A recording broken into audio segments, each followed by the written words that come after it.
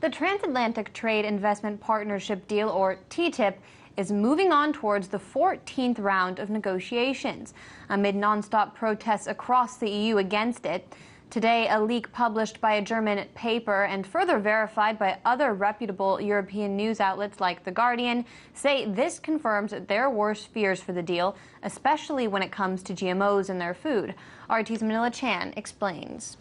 Earlier today, environmental group Greenpeace leaked 248 pages of documents from the secretive U.S.-EU TTIP deal. They say it's about two-thirds of the entire negotiations.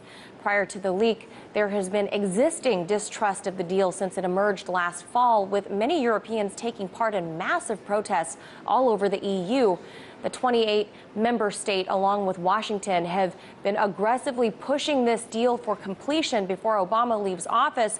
But with this new document leak surfacing, environmentalists, trade unions, and concerned citizens alike now say it's worse than they imagined.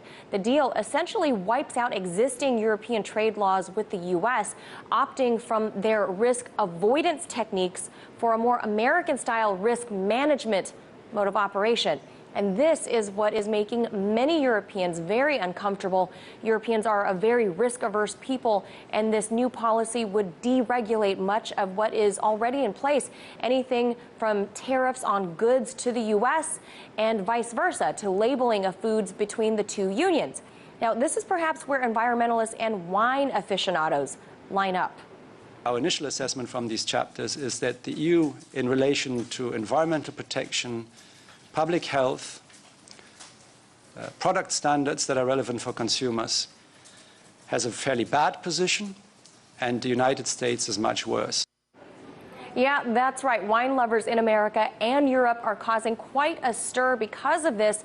There were 16 of 18 agricultural pages dedicated solely to wine.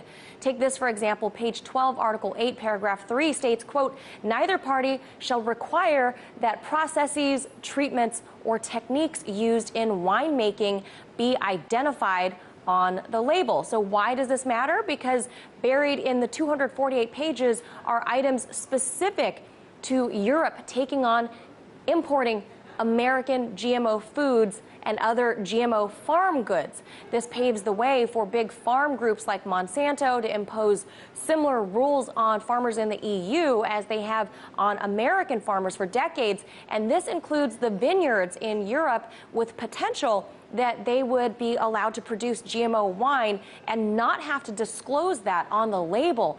Wine exports from Europe, as you might imagine, constitute almost 80% of all the wine produced and shared around the world.